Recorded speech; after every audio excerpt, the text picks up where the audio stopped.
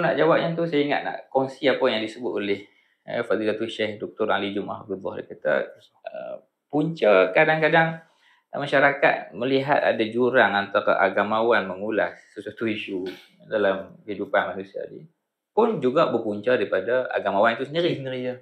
Syekh sebut, Syekh ulas tentang, Syekh bawa apa yang disebut oleh Imam Ibn Qayyim dalam kitab beliau Turuq Al-Hukmiyah ni. Bagaimana kesilapan ataupun kekurangan daripada golongan agamawan itu sendiri, yang mereka adalah orang yang memahami Al-Quran dan Sunnah, apabila gagal menggarap realiti wakil, menyebabkan mereka mengurai dan mengolah sesuatu yang diharapkan oleh masyarakat itu, tapi jauh daripada yang sebenarnya. So, dia tak faham realiti. Macam kita sebut, minta maaf, kita sebut pada ilmu-ilmu agama, kita pun kena tahu limit kita. Kita mungkin ada bidang yang bukan bukan bidang penguasaan kita. Kita nak turut sama bercakap, patutnya kita tahan dululah.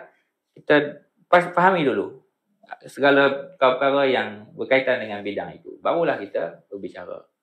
Jadi saya sebut tentang ini yang kita sebut sulasiat, 3 faksi ni yang dibawa oleh gagasan Profesor Dr. Ali Jumaah Hafizahullah dan juga ilmuwan kita di Al-Azhar Syarif. Dia sebut yang pertama, ilmuwan agama mesti menguasai nas, yakni menguasai Al-Quran, Sunnah, menguasai kitab-kitab turas yang menjadi rujukan dalam segenap bidang tu. Sama ada fiqh, bila sebut fiqh meluas lah. Kita ada ibadat, kita ada munakahat, kita ada muamalat, kita ada perundangan. Kemudian ini kita panggil fahmun nas, idrakun nas. Yang kedua, kita ada idrakul waqi', yakni juzuk yang penting yang kebiasaannya diabaikan, terlepas pandang, ataupun tidak ada cukup kemampuan untuk menggarap sebab ketiadaan ilmu-ilmu waqi', realiti. Sama ada realiti dalam bidang kewangan, dalam bidang ekonomi, realiti dalam bidang sosial, realiti dalam bidang perundangan masyarakat pun baru kan, istilah bahasa Inggeris. Jadi macam mana dia nak bagi panduan dalam keadaan dia tak ada kefahaman yang benar tentang realiti itu. Boleh jadi dia bagi pandangan yang salah. Jadi dalam menggarap waqi' ni, itu pun kita ada waqi' ni, kalau kita nak bincang panjang lah kan. Waqi' ni disebut, bagaimana disebut oleh Malik bin Nabi, terangkum pada 4 alam ashkhas, alam asya, alam afkar dan semua tu. Itu kita telah terpilah bincang insya-Allah nak menggarap dia. Yang ketiga yang paling penting juga, mestilah ada kemampuan untuk bagaimana nak dia panggil tanzilun nas tadi, kita nak apply aplikasi nas itu dalam realiti yang kita telah garap itu tadi. Kena ada disiplin, ada panduan dia.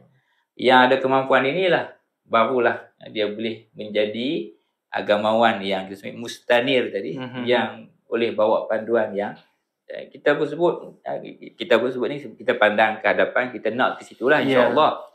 Ada yang disebut, yang ini disebut oleh Syekh Syekh Usamah Said Al-Azhari dan kita Al-Haqqul Mubin.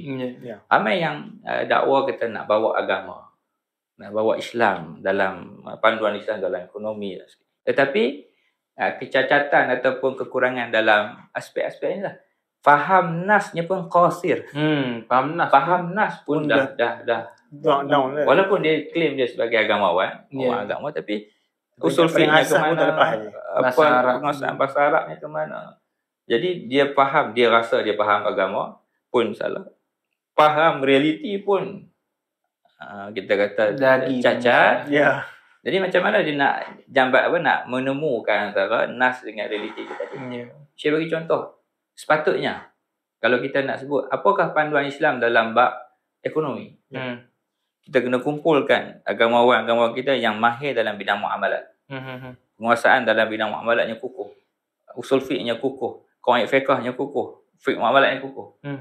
Kemudian diletakkan bersama, dikumpulkan bersama dengan pakar-pakar ekonomi daripada disiplin ilmu ekonomi itu. Dipertemukan, duduk, dibincangkan secara lumat apa isu yang perlu kita hadapi, bagaimana nak penyelesaian yang ini, merujuk ni bagaimana sudut pandang Islam, apa garis limit dia yang tak boleh kita langgar. Yang ini pula memahami realiti waqi' daripada ahli ekonomi. Itulah kita panggil blend yang sepatutnya berlaku antara agamawan dan juga pakar-pakar realiti dalam kehidupan manusia. Maka waktu itu barulah zahir panduan yang benar, hidayah petunjuk agama dalam kehidupan kita hari ini. Ini kita bincang peranan agamawan yang lebih tinggi dan lebih besar dalam kehidupan bermasyarakat.